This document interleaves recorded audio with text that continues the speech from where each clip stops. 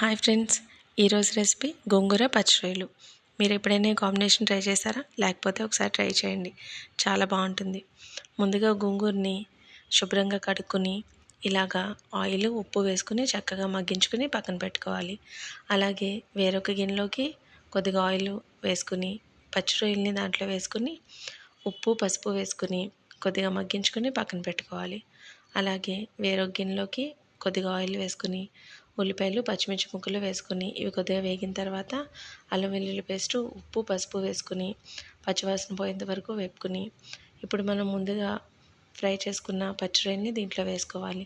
వీటిని కాసేపు వేపుకుని కూరకి తగినంత ఉప్పు కారం వేసుకుని చక్కగా మగ్గనివ్వాలి. తర్వాత ముందుగా మనం ఉడకబెట్టుకున్న గోంగూరని దీంట్లో యాడ్ చేసుకోవాలి. కూర దగ్గర పడేంత వరకు చక్కగా మగ్గించుకొని స్టవ్ ఆఫ్ చేసుకోవడమే. ఇలాంటి టేస్టీ రెసిపీస్ కోసం నా ఛానల్ని సబ్స్క్రైబ్